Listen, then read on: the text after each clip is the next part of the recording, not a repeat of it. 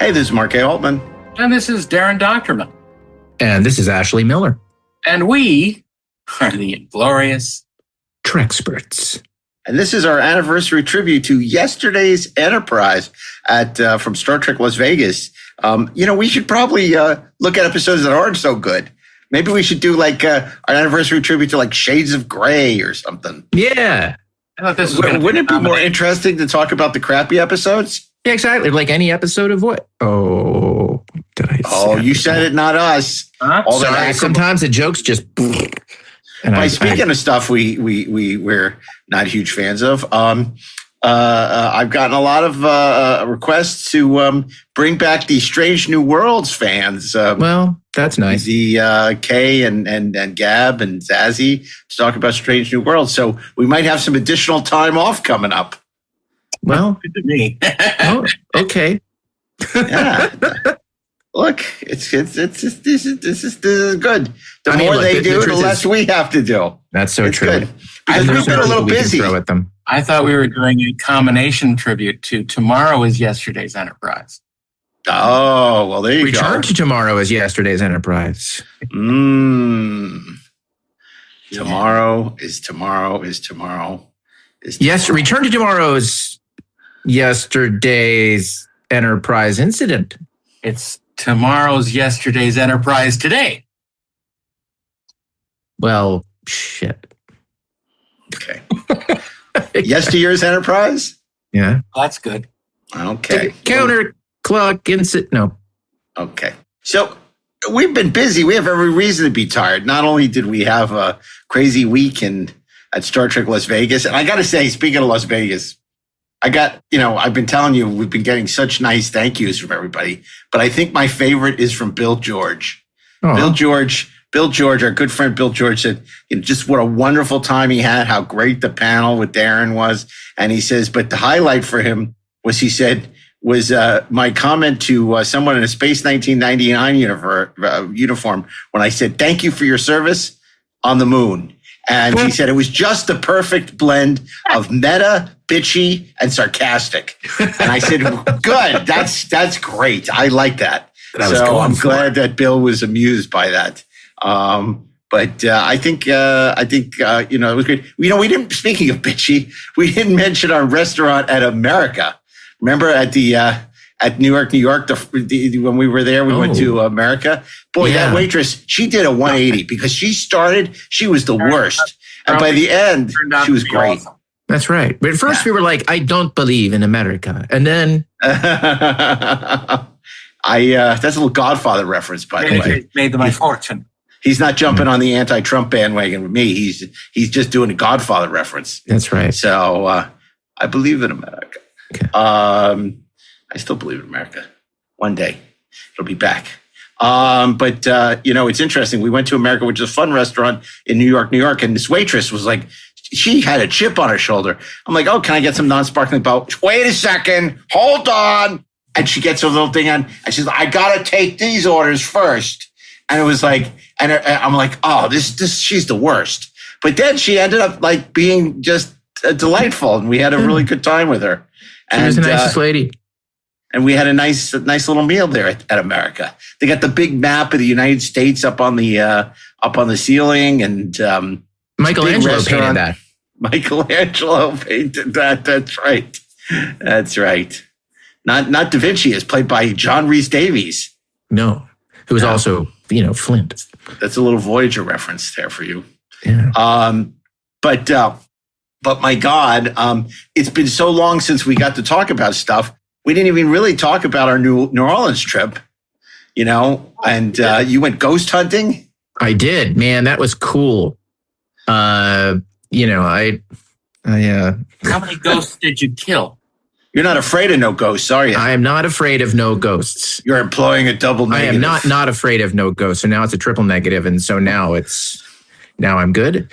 No, man, it was cool. It wasn't just your standard ghost story, like, and then this person died in this house, and then people said, oh, they saw like an apparition, and then they ran out in the middle of the night and they puked in the street. We had like ghost hunting equipment. We had machines. We had technology. You had Beatrice Straight with you and Zelda Rubinstein. That's how real it was. And that's right. This house is clean. There's video. There's all kinds of crazy crap, which honestly, like I should acquire all of that, and I should just send it to Mark Rivera or something. I don't know, but it was pretty cool. It was like actually being a paranormal investigator and being on my own reality show. You didn't get to like rip your face off like in Poltergeist, where the guy is in the mirror. Oh, I definitely did that. Yeah, that was Spielberg doing that. Yeah, it was more of a chemical peel than anything else. Yeah, it was more of a chemical peel. By the way, I got to tell you, who gets the MVP for picking the best restaurant of that trip? DAREN DOCHTERMAN. That's me. That's him. That's DAREN DOCHTERMAN. Tell us, we went to Brennan's. We went to Brennan's. It's funny because that was the one restaurant that I remember from my trip in high school to on a band trip to New Orleans and the Gulf cities. I remembered it being good, and I remembered correctly. It was. You know what I remember being good? My favorite chain of restaurants, Filet of Soul. Filet of Soul was the restaurant chain in Live and Let Die. And we went to the street corner where they said, whose funeral is this? Yours. It's great. That was all I wanted to do. I just wanted to go on the Live and Let Die location tour. So great. The last day we were there, we got to go, and when you were young, awesome. Your heart was an open book. It was. I used to say live and let live. You used to say it. But not anymore. Now I say live and let die. I used to say it, but not anymore. I used to say thank you for your service on the moon. Anyway, we had a great time. Another fantastic GalaxyCon at New Orleans. And then speaking of GalaxyCon, you were at another one. DAREN was in Raleigh in July when we were at Comic-Con. Sure. That was fun, huh? It was great. Got to talk to a lot of people and see wondrous things. I got to be on their... You've seen things people wouldn't believe. See things. They put them in their bodies. No, that was a Blade Runner reference, not a Star Trek reference. Oh, sorry. I got to do their version of Match Game, which was... Down. How was that? It was fun. But what can I say? It was blank project. They kept blank to say blank. Blank project. Blank project. What's your pick? What do you want to lock in? My Science. Okay, good. And what about you, Ashley? Blank project. I got nothing. Jesus, our number one answer, $500. Forbin. Genesis Project. Jeez, you didn't match Richard Dawson, guys. Come on. Yeah, I know. Genesis Project. That was so simple.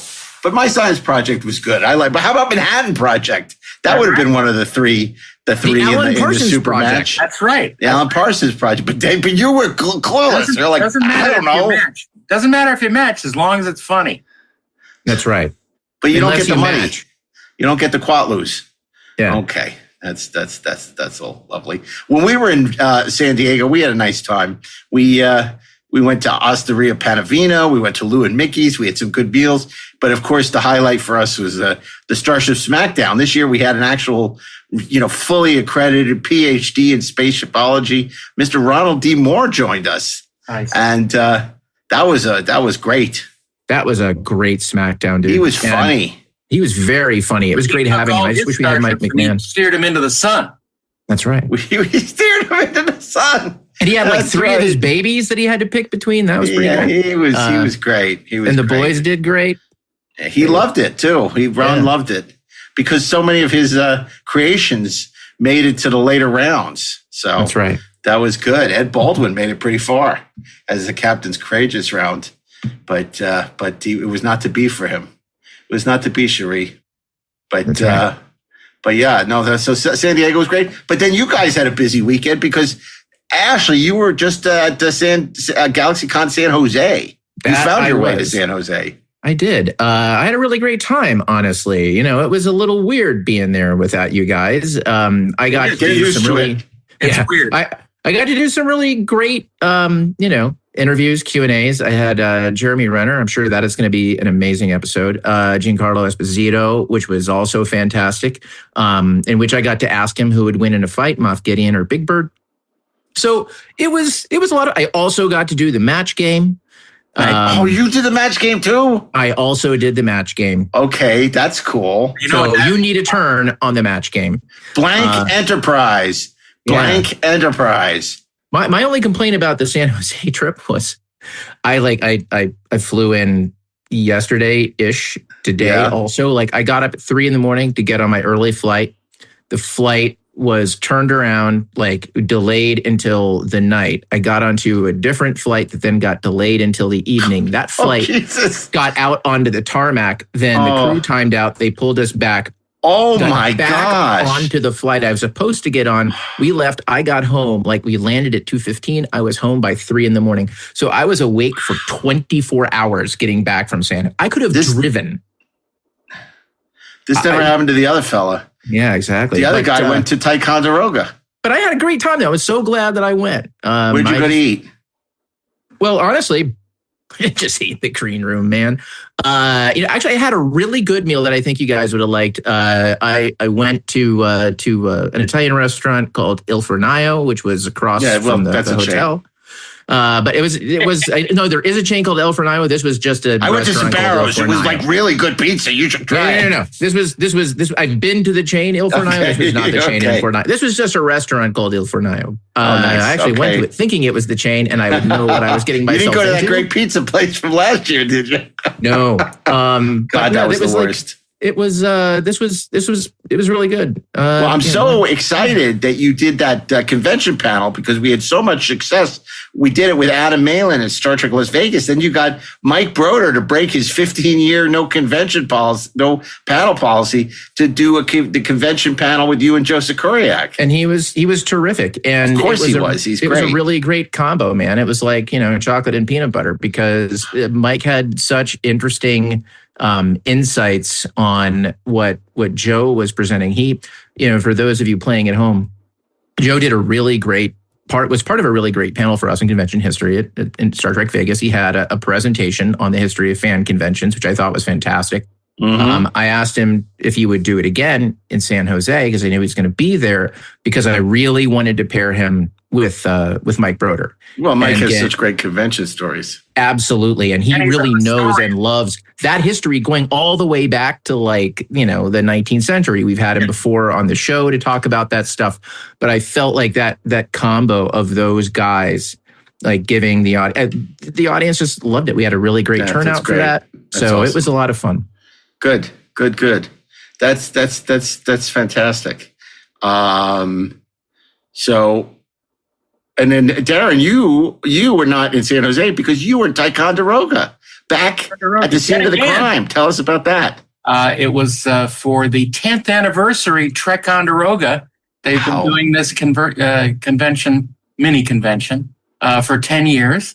And it was great. We had our friends Armin Shimmerman and Nana Visitor and Terry Farrell and Kate Mulgrew. Yeah, how was Kate? She was great. Kate was great. Did she find it weird to be on the bridge of the Enterprise, which she knew nothing about? Well, she didn't not know anything about it. She's been around. She knows that there was a show called Star Trek.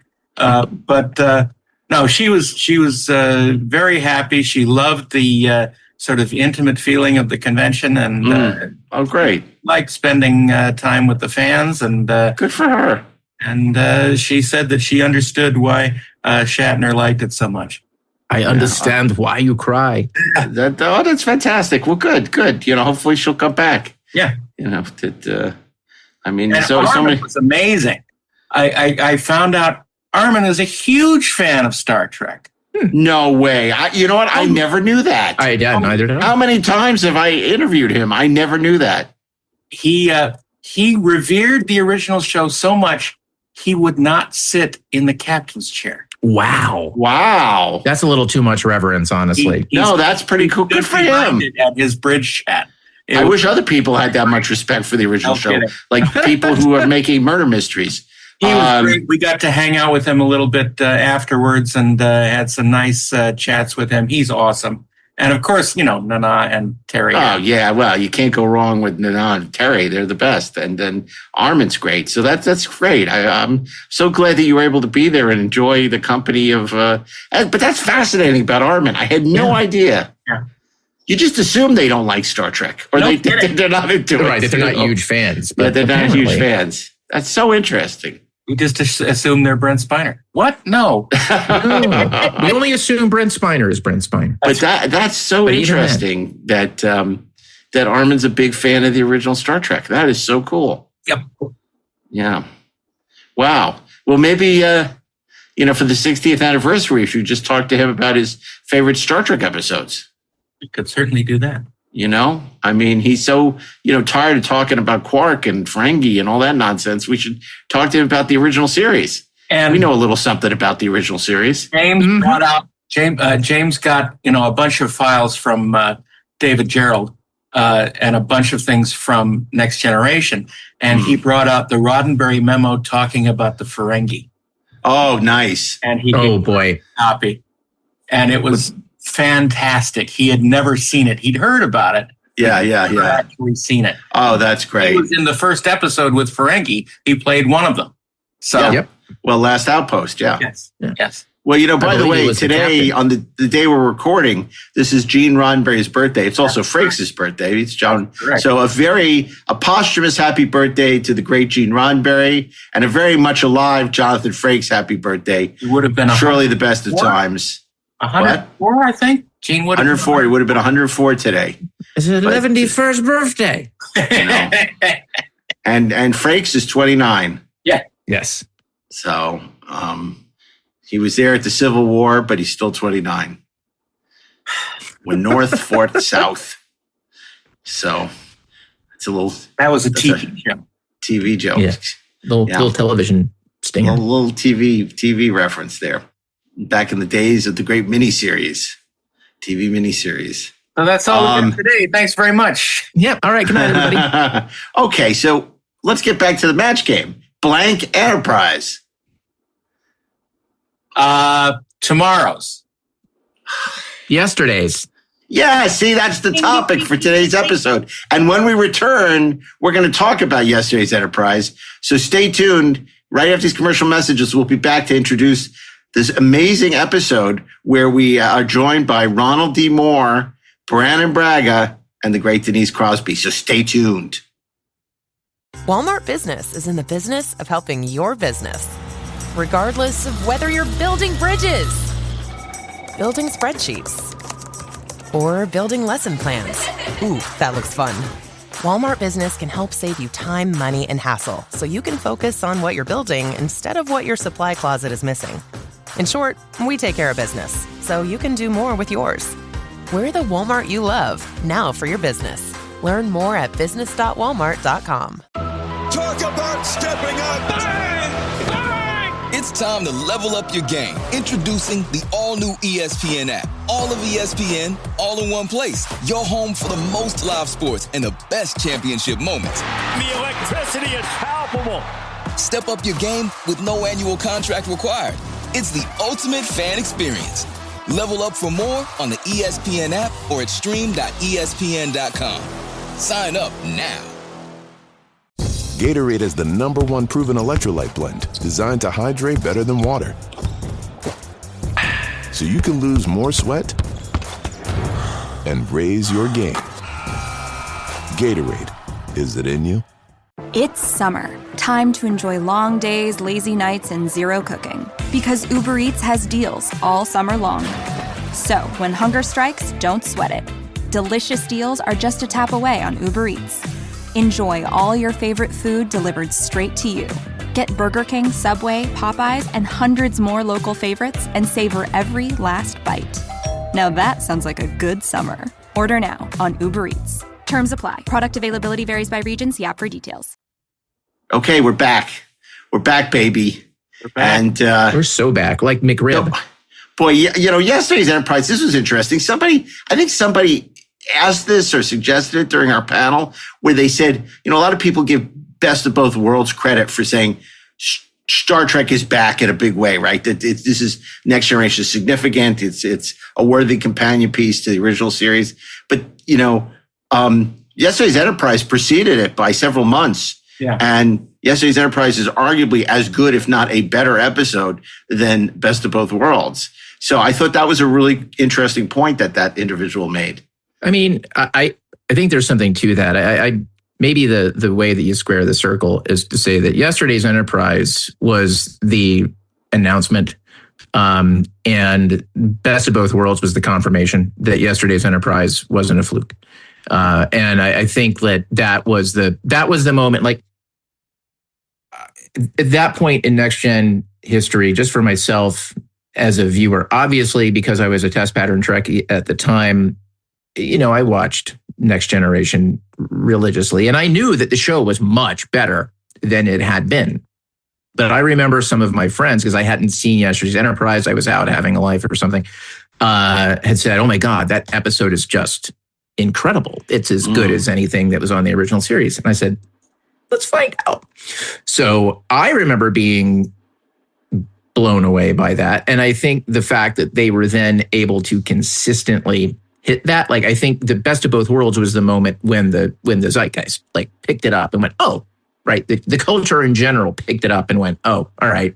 Now Next Generation is kind of its own thing, and it's not just standing in the shadow of the giant. It is also a giant casting a shadow. Yeah, that's a good point. Also, I would just say that, I think we'd be remiss if we didn't point out that towering episodes like Measure of a Man and Q Who preceded these episodes of the second season. So it's a fallacy. Some of this conventional wisdom is like, odd and even, all that nonsense. It's like, right. No, it's just conventional wisdom is not the truth, because there were some really great episodes. Yeah, that's true. But yesterday's Enterprise, yesterday's Enterprise came among a bunch of really solid episodes. I mean, obviously, who watches The Watchers? There were a lot of good episodes that season. Yeah, totally. Yep. But that said, yesterday's Enterprise, a lot of people say, Next Generation never did a mirror episode. Yesterday's Enterprise, in a way, is as close as we get to a mirror episode. Yep. And I think it fulfilled that. It checked that box on the list. You didn't need to see a mirror universe episode after you did yesterday's Enterprise. And yesterday's Enterprise, it just comes together. I mean, David Carson brilliantly directs it. Production values are great. The acting is terrific. And it's just a wonderful script. The cinematography in it is better than ever. Yeah, for sure. Actually, everyone was... Sorry, go ahead. I was just going to say, because they turned the lights off. Everyone was so offended when I said gangbang. But that's the term. That's what we call that. It. Like, they're like, we don't say that anymore. Sure we do. I don't give a shit. It's like, that's what we call it. And I mean, we did that on a couple of shows in the last couple of years, where it's like the thing was shooting in 2 weeks and everyone had to take an act. And we still called it gangbang. I don't know this whole idea that, we don't use that word anymore. Who is we? It's not true. Yeah, it's not true at all. It's just dumb. I know everyone was so horrified that I said it. It was like I said something, like I was Abraham Lincoln coming on the Enterprise, calling her a charming negress or something. But it was like, I just said gangbang. And that's what they call it. That's what writers who had, when you have to do it. And especially that whole story of them having to do it over Thanksgiving. There's some great stories about that they didn't really get into, but just like how it ruined everyone's Thanksgiving to have to do this. And you know what? A gangbang can be beautiful and consensual. So there you go. Ash. Yeah, but here's the thing about gangbangs. It's not beautiful and consensual on a TV show because it's like the showrunner saying, we're screwed. Everyone take an act. And you're like, oh, shit, I'm not getting paid for this because I'm not getting script credit, which means like I'm not getting any money for this, but I got to do all this work and it's the holiday or whatever. And now I'm stuck having to do this. And I know they find a way to credit everybody on that, or am I crazy? Am I misremembering? No, that? Because I think they split it like story by and no, because story by is Eric Stillwell and the guy who pitched who pitched a premise that was somewhat in the similar that they bought that ultimately the script has nothing to do with, but it was close enough that, obviously because the guy was partnered with Eric, who was Michael Pillar's assistant, the story credit is the story credit, but it's like, every writer basically took an act on that thing. So I don't think everybody gets credit on that. I think you're confusing it with, I think it was Armand Bashir or something, or Trials and Tribulations, where they found a way to split the story by credits and the teleplay credits, so that everyone on the staff would get credit because everyone worked on it. Yeah, and that was a gangbang. That was not a gangbang. Well, it wasn't because they wrote it in plenty of time, and it was always a plan that everyone would take an act. It wasn't like, oh my God, we're screwed and we have to have something to go on the stage. Everybody is getting a bit of the enjoyment of being part of that episode. Yeah, exactly. As opposed to, oh God, is this going to work or not? Enough about gangbangs. People may think this is a different kind of show. Yeah. No, they won't. Okay. Yeah, it's just all just sort of pearl-clutching neo-Puritan horse shit anyway, but... No, but I didn't expect it. It was like, so hard. Everyone was so horrified that I would say that. I'm like, this is a word we use in TV. I'm sorry, but it's just, that's the expression. I didn't get the memo that we changed the expression. Let's play the panel. They don't want to arguing about this. Okay. Maybe so they Darren, being the voice of reason, had suggested we continue because it's such a great panel. Enough of our yakking. Let's turn it over to Ron Moore, Brandon Braga, Denise Crosby, David Livingston, and the Treksperts in conversation about yesterday's Enterprise at Star Trek Las Vegas. And when the panel's over, we'll be back with a few closing thoughts.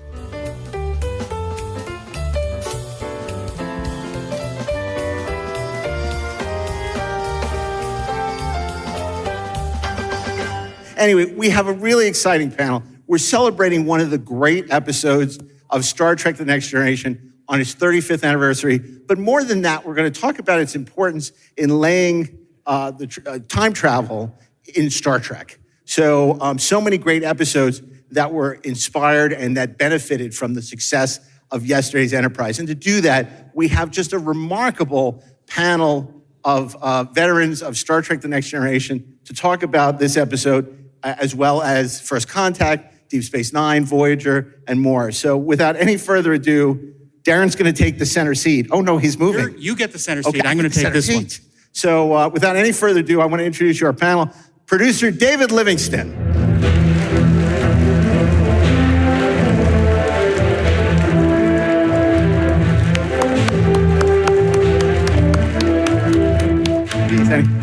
Co-writer of First Contact and Generations, executive producer of Voyager and Enterprise, and co-creator of Enterprise, Brandon Braga.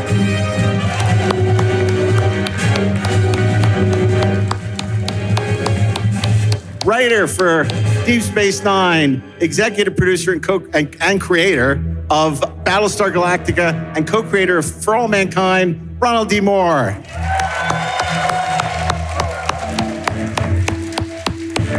And last but not least, Tasha Yar herself, Denise Crosby.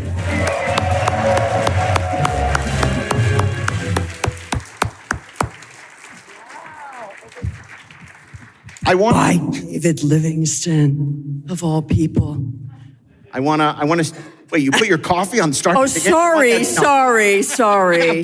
kidding. I put it on Kirk's wig. No, I'm kidding. Steven Spielberg tells, there's a great axiom about the film business. Jaws was a nightmare to make. It almost killed Steven Spielberg. He got stuck in, Martha's Vineyard for an ungodly amount of time. The shark didn't work, as everyone knows, and it became a movie masterpiece. Hook, on the other hand, he had a great time making, and it turned out the way it turned out. Yesterday's Enterprise was a nightmare. It was. And it turned out great. Can you tell us a little bit about the race to get yesterday's Enterprise in front of the cameras and how you lost your Thanksgiving? It was middle of the third season, my first year on the show, and it had started as a spec script written by Eric Stillwell and Trent Ganino, I believe. And Michael Pillar handed it to me literally on my first day on staff and said, take a look at this, and I'm thinking about buying it and see what you can do with it. So I started working on this, on the story outline early, and we were really desperate for material because even I joined the show in mid-season, and they were already behind. We were literally hand to mouth, getting a script done. It was shooting onto the next one. You were never ahead, and there just came a point when yesterday's Enterprise is going to be this one, go. And we had no script, and we went into the production meeting with the story outline, and you're in the beat sheet. So you're in the production meeting with just, okay, the first thing is on the bridge, and it's going to be this, and all the department heads are looking at you in fear and anger because they don't have really anything to prep. And we're just tap dancing and saying, this is what it's going to be, this is what it's going to feel like, it's what it's going to look like. And then we divided up the actual teleplay among all the writers on the staff. So I took teaser 1 and act 5, and then the other acts were written by the other writers on staff, and then Michael Piller and Ira Bear would sew them together and do the final pass to get them out. But it was such a rush, and we're getting these calls from production, desperate for information, desperate for more pages, it's over budget, oh my God, how are we gonna do this? And there was a point where Ira brought us in over Thanksgiving because we had to be breaking it to make the schedule, and none of us were happy on being there on Thanksgiving, but it was just what you had to do. And somehow we got it out the door, but all the way through it, we were like, this is gonna be a disaster. This is just, because it's not gonna make sense, it's complicated, it's time travel, it's Guinan, it senses something, what the hell is that? Like, we don't know. Just keep going, keep going. She senses something, it doesn't matter, it's something, and she'll tell Picard it's something, and he'll go, oh my God, it's something, and we'll just go, And it was that kind of spirit, and it wasn't until we saw the dailies from the alternate Enterprise that we all kind of sat up and went, oh, because that looks cool. Look at that bridge, it's moody and it's dark and the cast is playing in a different key. And we started to hope that maybe it was going to work. Denise, I want to ask you, because of course this script, when it started in development, originally there were plans to bring back Spock, and later they said, oh, maybe it's Sarek and all these different characters. And then it ultimately became, in its final iteration, Tasha Yar. And you were a big part of that because nobody knew really that you wanted to come back to the show. They thought, okay, you love being killed by an evil oil slick, and now it's done. But you were anxious to come back, and this was something you let them know. No, that's not exactly how that went. No, I died and I left the show. It was a complete shock to me when Rick Berman called me at my apartment and said, there is a script that we have that we're going to shoot that brings Tasha back. She's alive. And I said, how? And I said, it's not one of those shower sequences, right? And he said, no. It's a really solid story. It's a time travel kind of thing. Would you read it? And I said, of course I'll read it. And so over the weekend, it was messengered to me. I read it. It blew my mind. It blew my mind.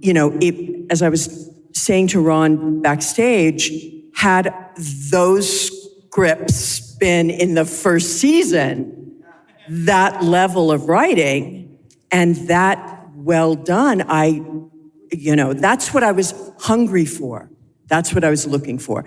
And so I said, oh my God, this is fantastic. What a surprise, what a shock. I never would have seen this coming. And it's amazing because you would think from the quality of the writing, this was something that had been honed and worked on for months. And in fact, it's what we in the business call a gangbang. It's when you have to get a script to the stage and get. I was trying so hard not to use that term, but that is exactly the term that was used at the time. Well, it is Vegas. I didn't know that behind the scenes you were calling my beautiful story a gangbang.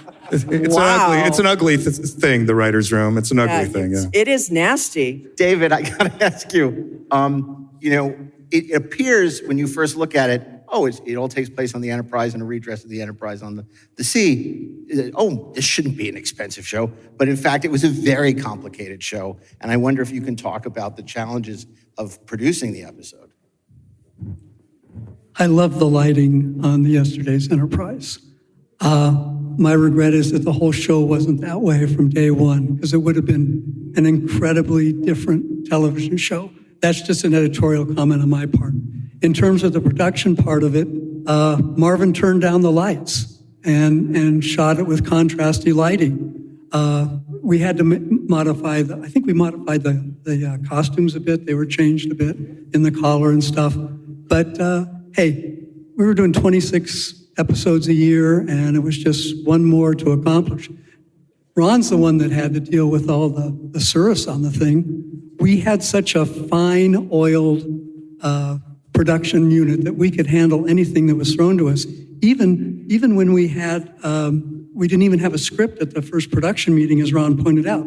We simply had a story outline. But if that indicated what sets there were and prosthesis makeup and other changes, then at least the departments could go ahead and start work on that, or any construction that had to be done. But the words, if they came later, and the character development, that wasn't in our purview and wasn't necessary for us to be able to pull off the production. Well, and what we were able to walk into that production meeting with, I called it an outline, and actually it's more of a beat sheet. And what that means is, and this is a tribute to really the discipline that Michael Piller and Ira Bear had in terms of the writing staff. You broke every single episode in detail. So we had every single beat of the story, like literally exterior space, Enterprise is beat 1 on the big whiteboard. Then 2, interior bridge, and you would list all the cast that was there and what they were doing, and if they saw something on the view screen. Beat 3, interior sickbay, and you'd have all the characters. So it was a very detailed process, and you would spend hours and hours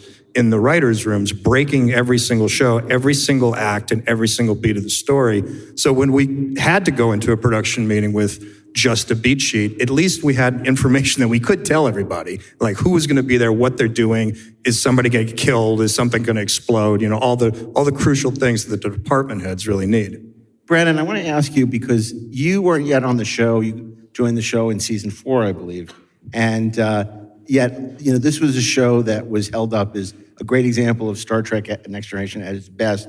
And you became a master of the time travel story. You know, some of your time travel episodes, Cause and Effect, obviously you and Ron's work on All Good Things is magnificent. And First Contact. Can you tell us sort of, if you recall, what it was like watching Yesterday's Enterprise and how that may have influenced, because it seems like Cause and Effect and a lot of time travel you did lately was you didn't want to do that kind of thing. Oh, if this changes in the past, it's going to affect our future. You came up with some very inventive ways of dealing with time travel, such as Cause and Effect, that were very different than that. Well, I view Yesterday's Enterprise as really innovative time travel. No one was doing alternate time. You know, people would travel to the past to prevent something from happening or make something happen, but no one was really having the timeline shift, you know? And there's a panel later about Best of Both Worlds, and Best of Both Worlds gets a lot of credit for being kind of a turning point in Next Generation's popularity. But as just a viewer at the time, to me, when that Enterprise C comes out of the rift, it wasn't just a shift in the timeline. That's when TNG found its soul. You can really feel it in that moment. You're like, holy shit, this is cool.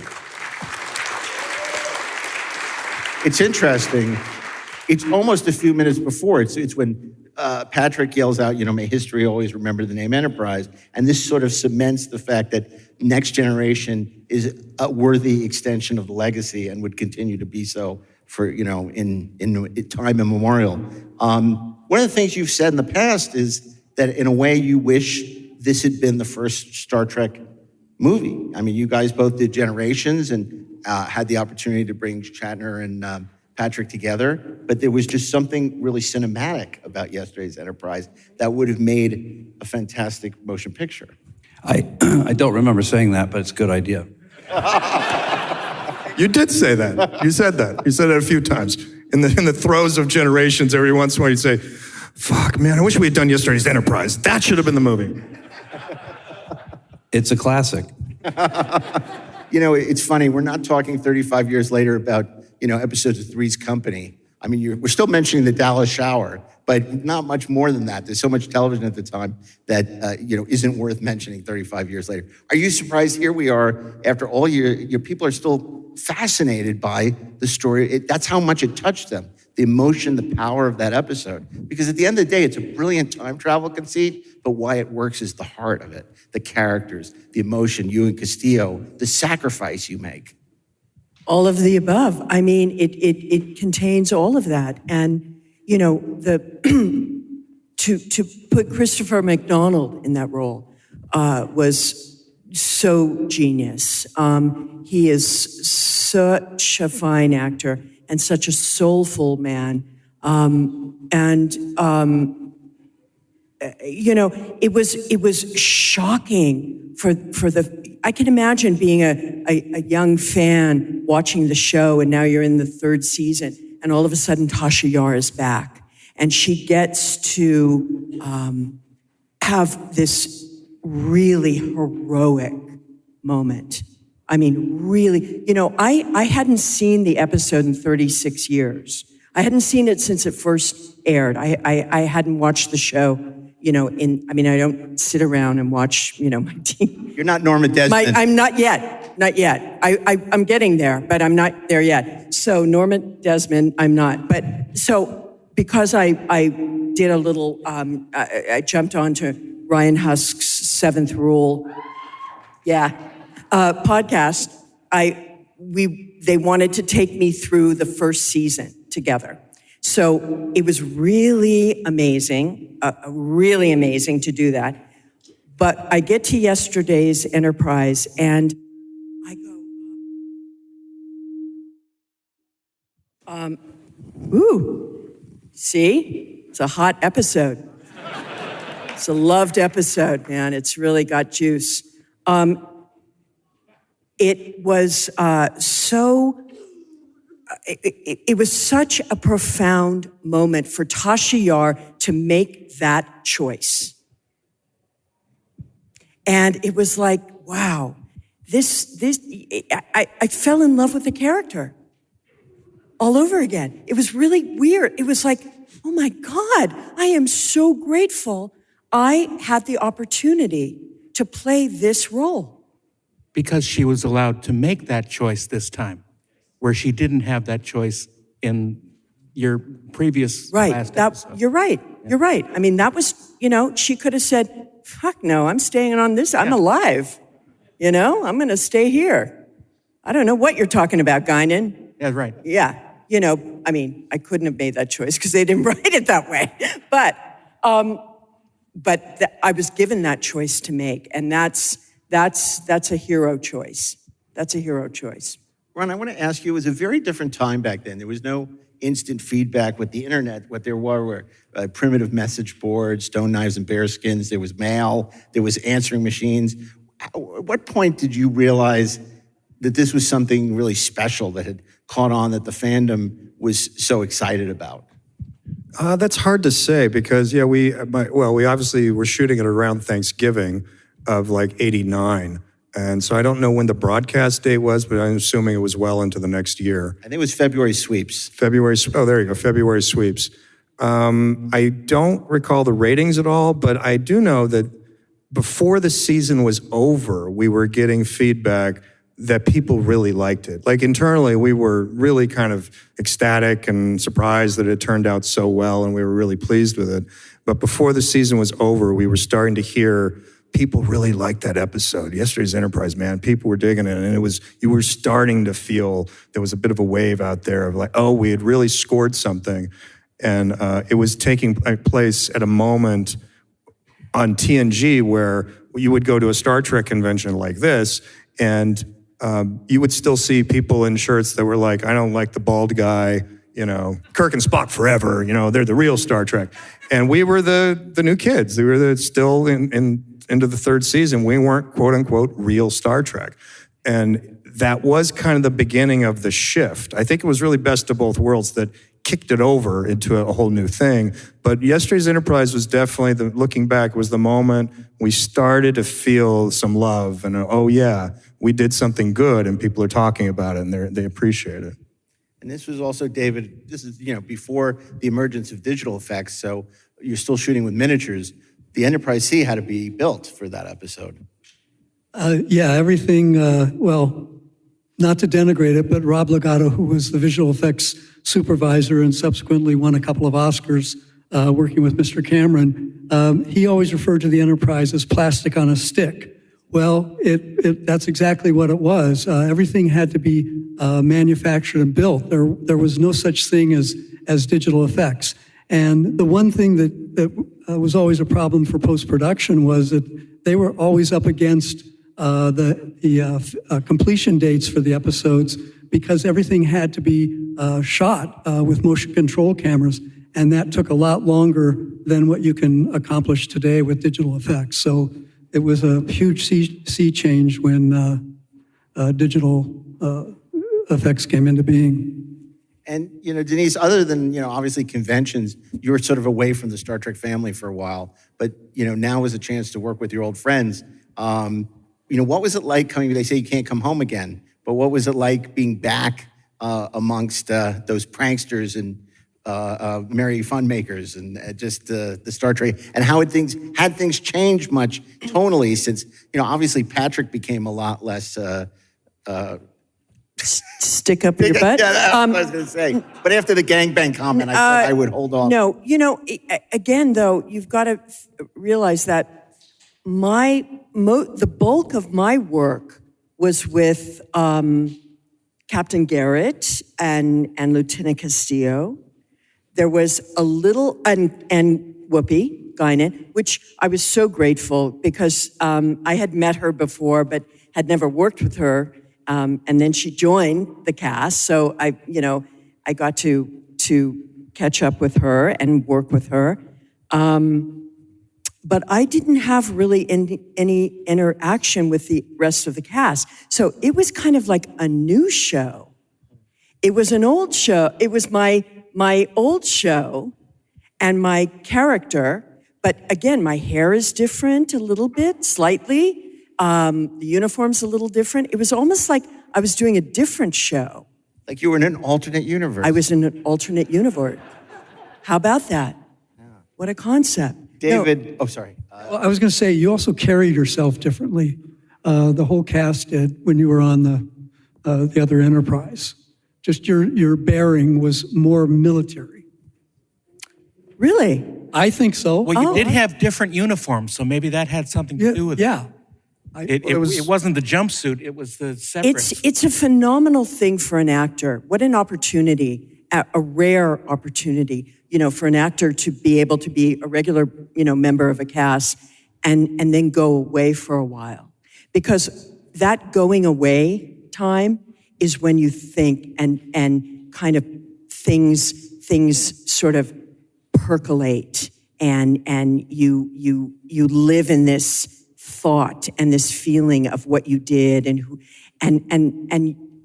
you rarely have a chance to go back to the show that you once played in. So I'm sure there was just I brought all of that back with me. And the mood of the piece was different too, because I remember, I don't remember all the specifics of the spec script, but I do remember as I was working on the story outline, one of the things that was in the original piece was, it's an alternate timeline and the Federation is at war with the Klingon Empire. But when I was writing up the treatment, I remember thinking, well, if they're at war with the Klingon Empire, it should really be more of a warship. This is now a warship. There's no families on board anymore. There's the command chair is elevated like it used to be in the old days, and the whole atmosphere of the ship, I wanted it to be different. It was a military organization, whereas Starfleet traditionally is not a military organization. But in this alternate reality, it had turned into, a place of an organization that was at war, and they were losing the war. Was what I really liked too. That Picard ultimately has to admit that they're actually losing this war. So it's a more desperate time. It's a more desperate sort of atmosphere aboard the Enterprise than we had seen before. David, I want to ask. I was just going to say that for an actor, you play the given circumstances, and the given circumstances on TNG, it was more familial and not militaristic or anything like that. But then we get here, and now you have to play those circumstances. And that's what I noticed in the episode for all the characters. And we'd be remiss, to not mention the incredible accomplishment of director David Carson and composer Ron Jones, who helped really cement this episode's place in the pantheon of great television. I love David. I've worked with him a couple times, David Carson. Yeah, in different things. Tremendous. David Carson is kind of my fault. One of my jobs was, and he's one of my closest friends now, but one of my jobs was to evaluate director's reels that I was submitted by agents and the studio. And I saw David's reel, and I was very impressed with the work and dealing with the actors and his visual style. But what really got me was the British accent and the fact that he went to RADA. So that was it. Well, if we do this again, if we're invited back next year to do this again, I'm crazy enough to do it. I'd like to have David Carson come back to talk about Emissary. David would love to do that. Brandon, I want to ask you, obviously yesterday's Enterprise looms so large in the Star Trek annals, but when you did All Good Things with Ron, that's another time travel episode, but very different. And were you thinking at all about yesterday's Enterprise and trying to avoid repeating yourself? I mean, All Good Things, is right up there with 6 Feet Under and Battlestar Galactica, one of the great finales of all time. Not Lost, not Seinfeld, but one of the great finales of all time. And I wonder if you can tell us, because of course that is another ingenious use of time travel in Star Trek. I don't recall anything except just trying to get it done in time. It doesn't sound like it was as harrowing as yesterday's Enterprise, but it was a 2-hour episode, and we were under a lot of pressure to get it done. I don't think we ran into any concerns about repeating. We had done a few time travel pieces at that point, yeah. So I do know we were trying to not repeat ourselves. We were trying to be careful. We didn't want to step on previous episodes, and it was important to us to do something different. It does share the sense, though, in terms of the sort of hurried nature of it. That we had to do All Good Things very quickly. It was like in a month. We had to go from soup to nuts on that script, and did not have like the long prep and the long of like writing Generations over the same period of time. And there was something freeing about All Good Things that it just flowed. That script just kind of came out of us. It was really remarkable the way it just happened to fall together. But I guess with Generations, that was more the case. The Nexus was a way to avoid doing time travel, in a sense, that was sort of coming up with an alternative to time travel because you had just done time travel and All Good Things. What is the Nexus, Ron? Let me tell you what the Nexus is.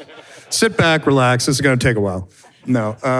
Yeah, we were at pains to come up with something different because we kind of had this list of things that Generations had to be, and a way for the two crews to meet together without doing just what felt like at that point a standard time travel piece where either they were going to go forward or we were going to go back, and we were, let's try to meet in the middle. Let's try to find a different way to put characters from these two series in the same space and in the same story. And out of that endless discussion came the Nexus, yeah. Brandon, time and time again, you've returned to time travel in an ingenious way. Year of Hell takes place outside of time. Many of the episodes, Cause and Effect, obviously, is the use of time travel in an ingenious way. Can you talk about, and then in the Enterprise, you had the idea of the temporal Cold War, which was an important part of that series. Can you talk about sort of your fascination with that as a storytelling mechanism and genre?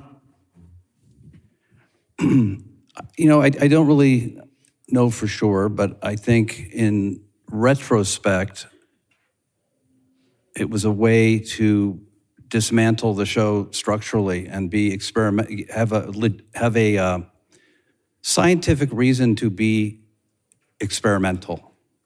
Cause and Effect was a very experimental episode. We thought, I thought I would probably be fired because it was, on the surface, a very lazy script. You're just repeating the same act over and over again.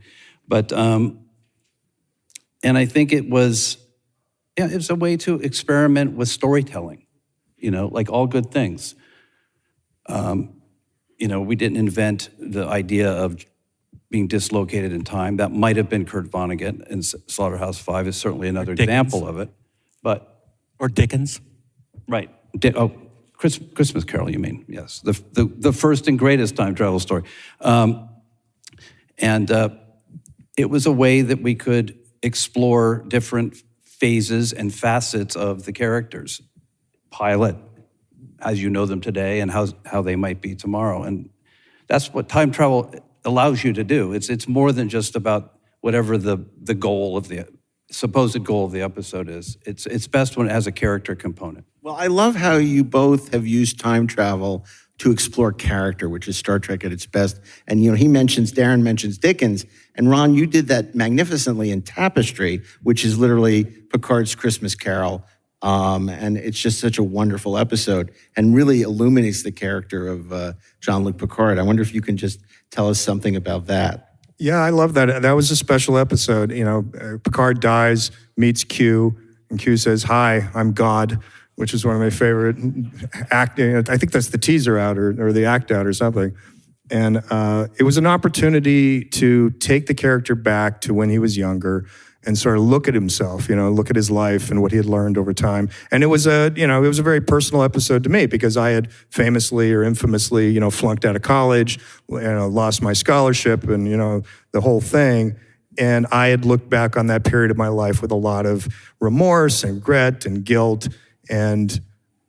But I realized much later that without that failure, without that, disaster of my life at the time, I couldn't have gone to Star Trek. My life would not have taken the same course if I had graduated on time, if I had been an officer in the Navy. None of that, would have led to where I was. So when Picard looks back and said, I pulled on, I looked at the fabric, the tapestry of my life, and I pulled on a thread, and my whole life unraveled. That was kind of my journey too. And so it was a really interesting way to sort of, talk about something that was very personal to me through the character and to make it always about the character. Like his backstory was not my backstory. I didn't have, those particular friends, but they were modeled on people that I knew and that I remembered at the time. And the time travel element of that was fascinating because he was literally still the Jean-Luc Picard that we know as a man, as an adult. But now he's back to when he was a young man, and the way he looks at his life from a distance, it looks very different to him. And he's shocked by who he was and he's surprised by who he was. But then he learns to embrace who he was because it is part of the tapestry of his life. And in the alternate timeline, you are a PA on Discovery. That's right. That's right. That was really funny. The ultimate time travel collaboration between the two of you is First Contact. And of course, this is a chance to do time travel. The traditional time travel story, something gets changed in the past and it's going to affect our future, but it's so brilliantly executed. I wonder if you can just talk about returning to use time travel in such an inventive way and going back to Star Trek's roots. Well, that's a more traditional hook. They killed Zefram Cochrane. Star Trek will never be born, so to speak. And that's nothing that's so inventive. In fact, we had some very bad ideas initially. I think we were going to go to medieval times.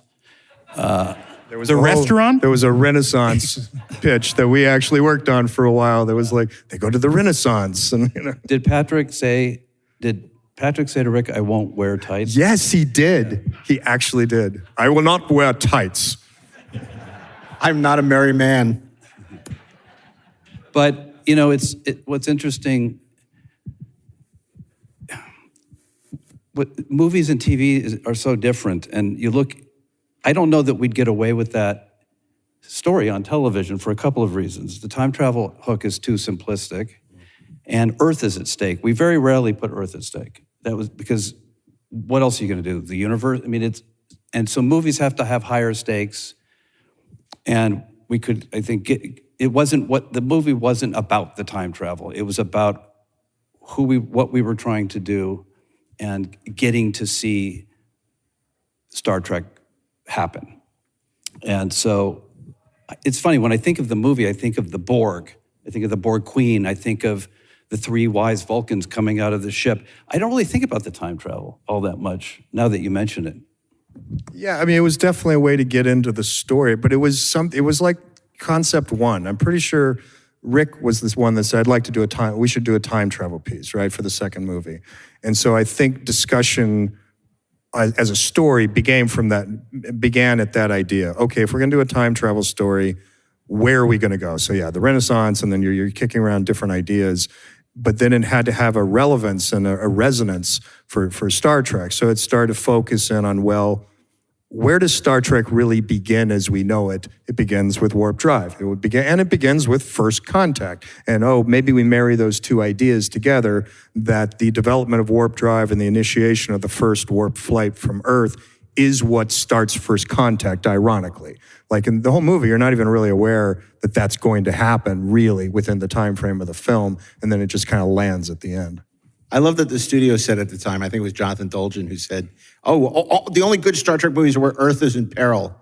Star Trek 2, anyone? Star Trek 6? I mean, it was sort of flawed conventional logic that the Earth had to be in peril to make a great Star Trek movie. Obviously, you did the studio note, and it was a great Star Trek movie. Yeah, I mean, I agree with you, because I kind of feel like the feature film franchise of Star Trek, which is somewhat separate from the television franchise of Star Trek, has somewhat been cursed by that dictate. That if you look at the films, there became this sense that they have to have either the Earth or the universe has to be at stake, right? The stakes are always like that in almost every one of the films, except for Wrath of Khan and Search for Spock, and basically the rest of them all kind of fall in line one way or the other into that. And I think it's not what Star Trek was about, to me. At its heart, at its DNA, Star Trek's a television show because it allows you to do more intimate stories, more interesting character stories. You can't do Data's Day as a movie. You can't do Relics as a movie. You can't do a lot of the great episodes that we did as a motion picture. And I think that's unfortunate, but it also means that at its heart, Star Trek belongs, episodic. It should be, something you watch at home. It should make you think, and there should be another one next week. You hear that, Skydance? Denise, I want to ask Totally you, agree. Totally. Before we go to questions, I want to ask you one more thing. Obviously, yesterday's Enterprise opened a door for you to return to the series. And this is where you sort of become pivotal to engineering your own return with a little writerly ingenuity. Can you talk about the emergence of Sela? So, remember the movie Dances with Wolves? Of course, Mary McDonnell will be here tonight. Mary McDonnell inspired, I've never said this. Mary McDonnell inspired the character of Sela. Wow. Because in that story, she was, a white child left to be raised by indigenous Native Americans as a Native American. Her whole, point of view was through that lens. And I had seen the movie and I love the movie. I thought, what if, because it's clearly Castillo and Yar have a romantic relationship. What if Tasha goes back on the Enterprise C and she survives the battle because she's so fierce, but she's pregnant with Castillo's child. And when she's captured by the Romulans, they scan her and know she's pregnant, and they decide to keep her alive so that the baby will be a bargaining chip for the Federation, for the Romulans and the Federation. But this child will be raised Romulan, so she will be in complete denial of her, humanness, her human side. So, either brazenly or stupidly, I called Rick Berman and said, I have this weird idea. Would you have lunch with me? And can I talk to you about this idea? And he said, absolutely. So I went to the commissary, we had lunch at Paramount, and I pitched this idea. And Rick said, let me think about it. It's interesting. Let me think about it. And I'll get back to you. And I thought, great, finally, I've tasted the Hollywood, pitch story. I'll never hear from him again. So I went home. And I don't know how much longer, not that much longer, time, took. And he called me and he said, you know what? We're going to go with this idea. We're going to go with this story, but we're going to tweak it a little bit. We're going to, instead of Tasha being, pregnant with Castillo's child, she's going to be held captive by a Romulan general, kept as a concubine, and she will have a half Romulan, half human. So now it's Natalie Wood and the Searchers. Well, no, now it changes dramatically. It changes dramatically because now Tasha is now again victimized in a way. See, I thought she has a baby with Castillo, but no, she's got to be held,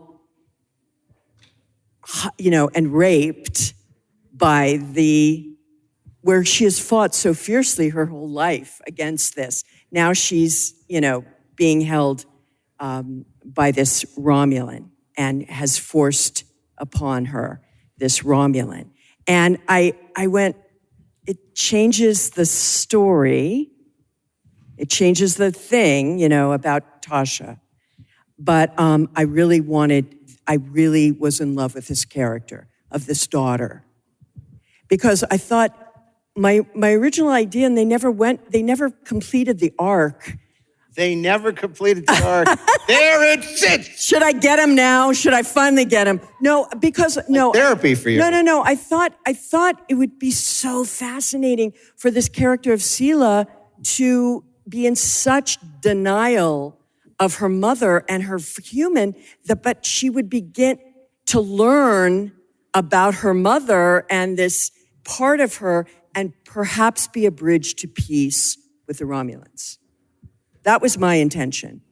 Well, that is what we talked about internally doing with it. But at that point in the series and at that point in television, there was a very strong antipathy or pushback from the studio in terms of any kind of serialization, right? So we were already playing with fire in their eyes by bringing Tasha back once and then Sela and, the Worf ongoing kind of story that we would put in whenever we could.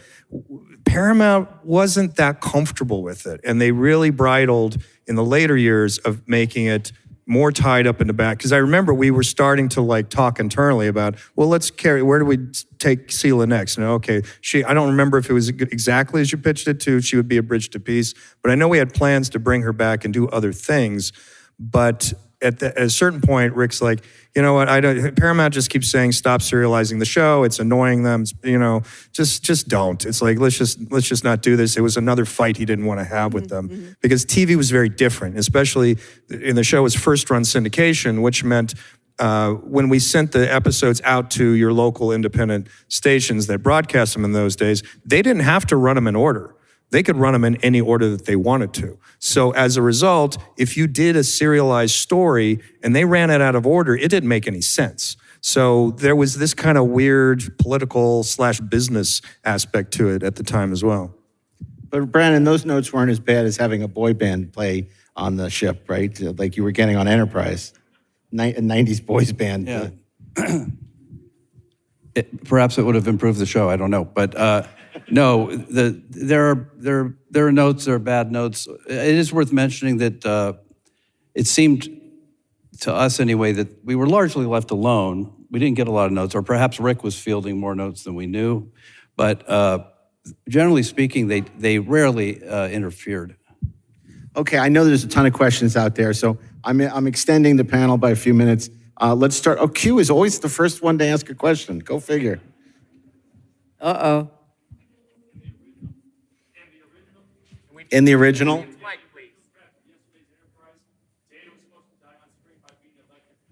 In the original draft, Data was supposed to die by being electrocuted and you were going to kill Wesley, weren't you? Oh, in the first, yes. Actually, in the first draft, yes.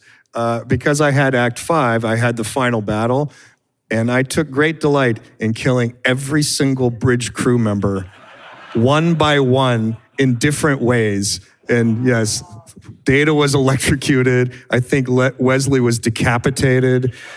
It was like a bloodbath, and it was like, unfortunately, no, Ron, we're not going to kill them all. It's too time consuming. And I think Rick was like, oh, come on, you're just trying to have fun and kill them all. And I was like, yeah, let's kill them all, man. It'll be fun. But so it got pulled down a bit from the original draft. Thank you. Next question.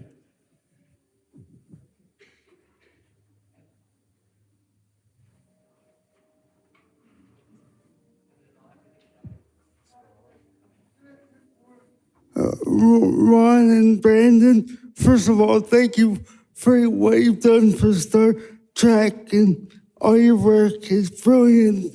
Thank you. And my question is, I'm a new writer, and I'm working on my new sci-fi book, and I want to turn it into a movie one day. So any tips you have for me or anyone that wants to write would be awesome. Writing advice from Brandon and Ron? Concentrate on the book first, make it a good book, and then I think it's hard and tricky to write a book with an eye towards making it a movie later. Like, just concentrate on making it a good book first. Make it a good novel, which I assume it's a novel. Work on the characters. I think that the most important thing for a writer is to remember that it's the characters that the audience falls in love with more than the plot. So you really want to concentrate on the characters and make them real and human. And you're already doing the most important thing, which is you're writing. Keep writing. Thank you.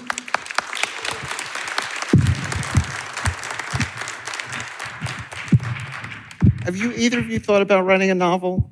Is that everything considered? Way too much work. Way too much work. It's a lot of work. I did want to write a novel at one point, and I thought, I'll write a novel in my spare time, because hey, a good day of screenwriting. My benchmark, if I've done a good solid day's work in terms of a script, is 10 pages. 10 pages a day, I feel proud. Okay, I'm gonna do this novel, and I'll do it on the weekends. And I'll try to do 5 pages a day, just cut myself some slack. I couldn't get 1 page a day. It was like, it's such a different muscle and a different thing. I was like, okay.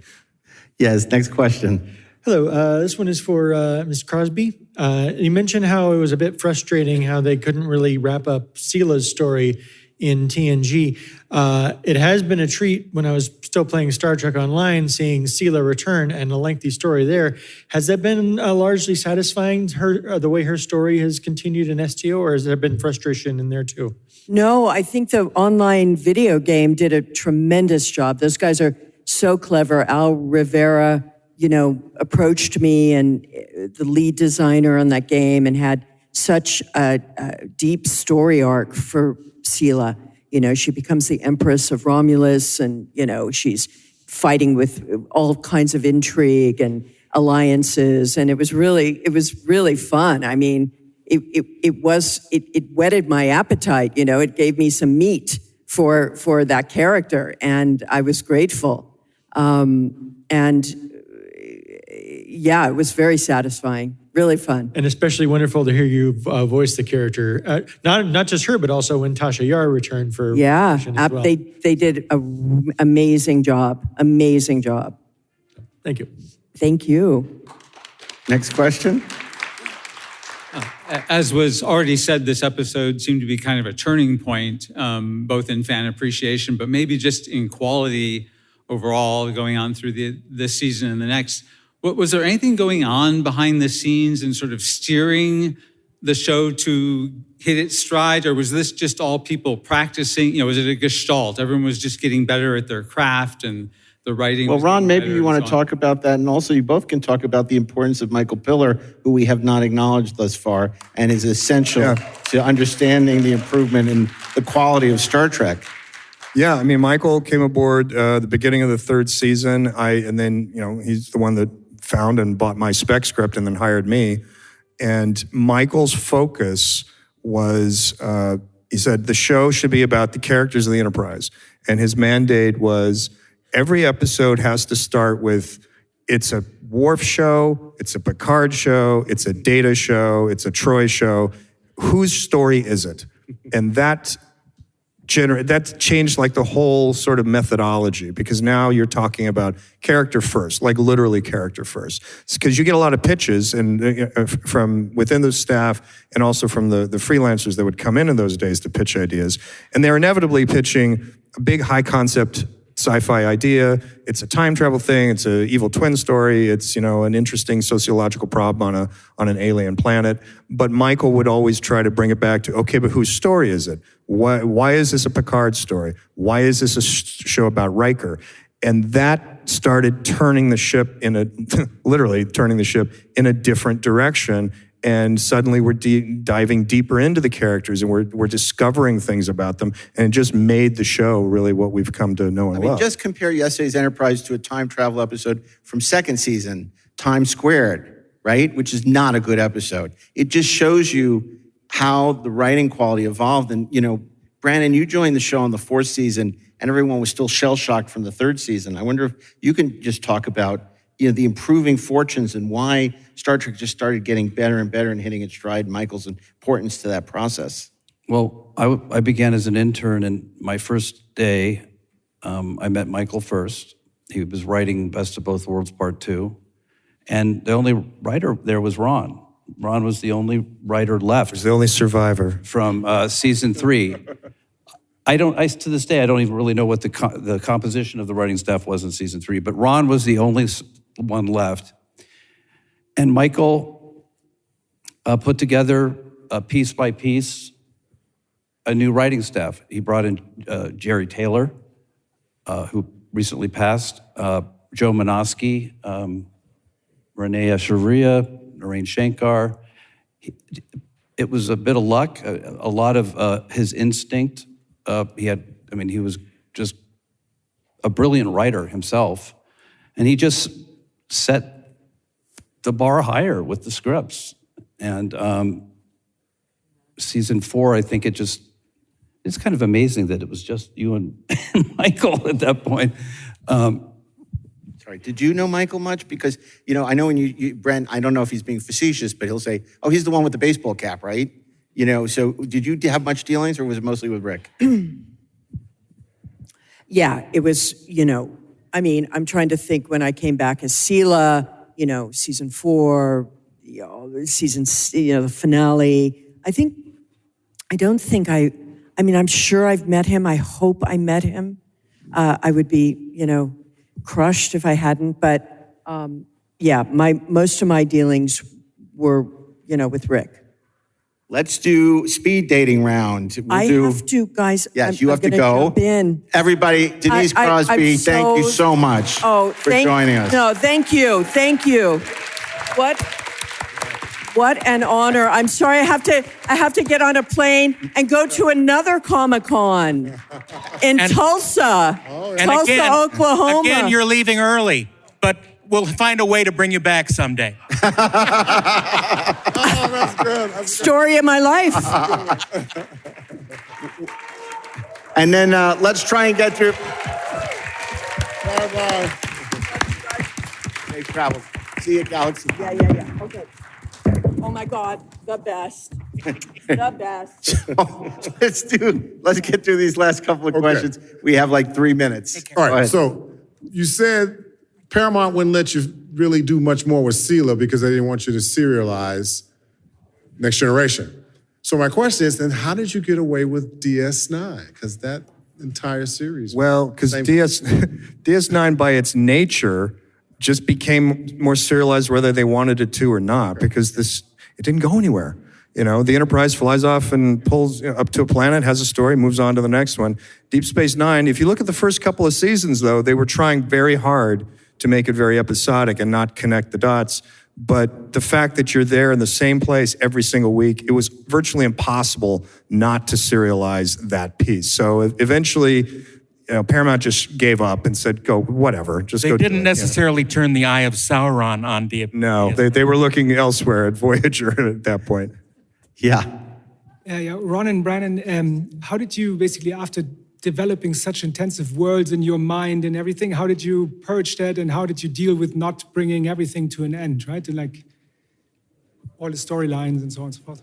I'm not sure I understand. Talking about all good things. We're talking about the ending of. No, I'm talking about in general, right? I mean, working on all of Star Trek and developing all of these different the Klingons and so on and so forth, and that, like at some point, leaving and not continuing after spending 10 years on it. Well, you've talked very eloquently about this, Brandon, about how much you missed the Star Trek days. What a special time in your life it was. I think he's asking sort of the elegy for your Star Trek tenures. I learned to be a screenwriter on Star Trek. I had incredible collaborations with brilliant writers. Like it'll stay with me forever. And I doubt in some ways I'll ever work on anything as great as Next Generation. It just was a certain show at a certain moment in time. It will always be the most important show I ever worked on. It's still with me. And I was a fan. I started as a fan. I went to conventions. I bought uniforms. I built the models. And then I was part of it. And I'm still a fan. So. And, your Star Trek experience continues to inform your work today. I mean, Bren did sensational work on the Orville. Fantastic. Obviously, a lot of people have called for All Mankind a Star Trek prequel in a way, and it is. And it's brilliant. So Star Trek stays with them, even though they're not doing Star Trek, but we can all hope and dream and pray and get a little genie out and hope that one day they will return to this place again. Okay. All right. Speaking of the Orville, Mr. Brandon, can you please sign my Orville model, pretty please? I'm asking nicely. No, of course. Thank you. I came so far to get the signs. Okay, no problem. No problem. I'll meet you. You want to go over there afterwards at the Treksperts table over there? Outside of the stage, or? Yeah. No, of course. I think we have. Oh God, that line keeps getting bigger. Stop getting on the line. The panel's over. Go ahead. Just a very quick comment, really, for Ron. Your idea about killing off all the people on the bridge reminds me of Agatha Christie, and then there were none. So I think that would be a real fun kind of spoof if you could do, and then there were none with all the Star Trek characters someday. That's a great idea. Okay, thanks. Ryan Johnson is doing that one. Go ahead. Ron, quick question, if you remember, who came up with the line, "Let's make sure history never forgets the name Enterprise"? I wrote that line. Giddy up.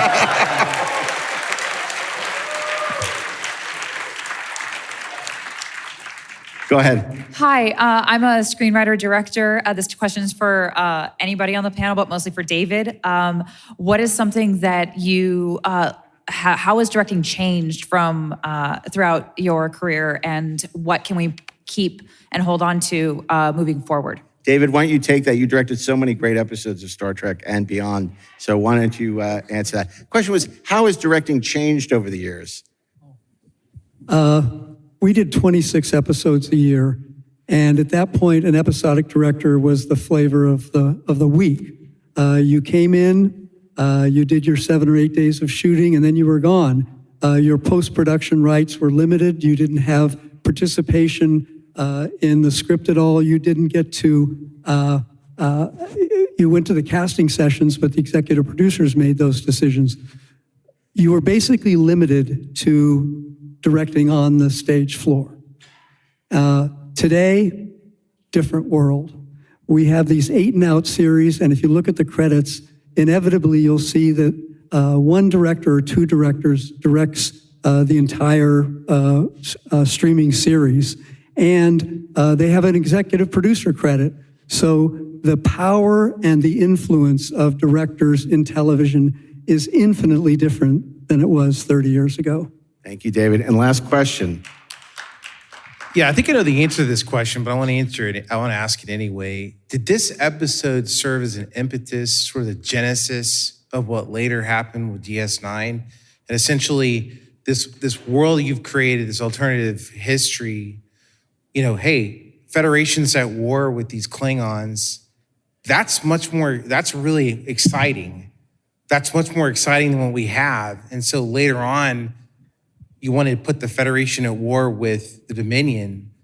Did this episode become sort of a spark that said, hey, we need to bring this war into the Alpha Quadrant in that way? Ron, I think what he's asking is, was season 4 inspired of Deep Space Nine inspired at all by? I'm saying this episode. Was it sort of like the genesis of it? I don't know directly. I don't remember us having conversations directly about that, but I do know that Ira Bear had worked with us, and he's one of the writers on Yesterday's Enterprise in season 3, and he was the head writer and showrunner of Deep Space Nine years later.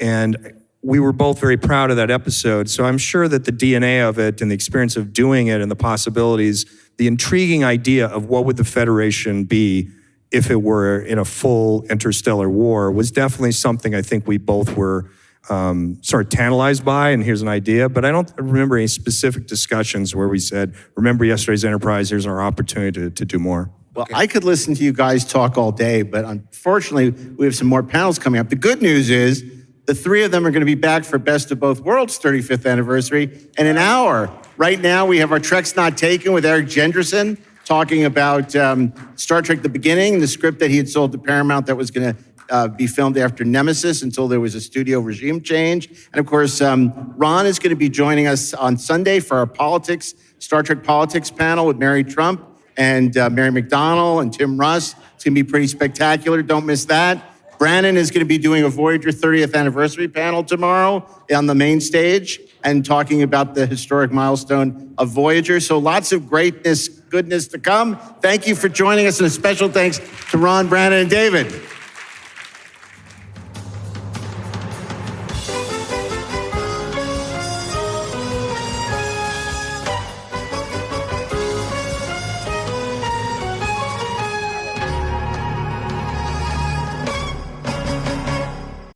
This episode is brought to you by Greenlight. Get this. Adults with financial literacy skills have 82% more wealth than those who don't. From swimming lessons to piano classes, us parents invest in so many things to enrich our kids' lives. But are we investing in their future financial success? With Greenlight, you can teach your kids financial literacy skills like earning, saving, and investing. And this investment costs less than that after-school treat. Start prioritizing their financial education and future today with a risk-free trial at greenlight.com/Spotify. Greenlight.com/Spotify. My cat Freddie loves to be brushed and cuddled. But stirring up his cat allergens meant sneezing and itchy eyes. Then I found Purina One Live Clear. It's cat food that reduced the major allergen and my suffering in as little as 21 days. Now, we feel closer than ever. If you have issues with cat allergens, you really need to try Purina One Live Clear. Try new Purina One Live Clear today. Purina One, a difference from day one. Mint is still $15 a month for premium wireless. And if you haven't made the switch yet, here are 15 reasons why you should. 1, it's $15 a month. 2, seriously, it's $15 a month. 3, no big contrast. 4, I use it. 5, my mom uses it. Are you playing me off? That's what's happening, right? Okay, give it a try at mintmobile.com/switch. Upfront payment of $45 for 3-month plan, $15 per month equivalent required. New customer offer first 3 months only. Then full price plan options available. Taxes and fees extra. See mintmobile.com. And here are closing thoughts. I love that panel. Not once did Lincoln come in and say it was a gangbang. Now, the interesting thing was, obviously, we talked more than just yesterday. More than just talk about Yesterday's Enterprise, because Brandon Braga was not on the show. It was funny. I remember he called me when I said he was going to be on a panel about Yesterday's Enterprise. He's like, I wasn't even on the show yet. And I'm like, don't you think I know that? Of course I know that. I said, we're going to talk about Yesterday's Enterprise and how it influenced the time travel episodes that were to come, because it was such an interesting time travel. And obviously time travel was your bête noire. So he was like, oh, okay. That makes sense. I said, yeah. What, you think this is my first rodeo? So anyway. His second rodeo. Anyway, it was a great panel.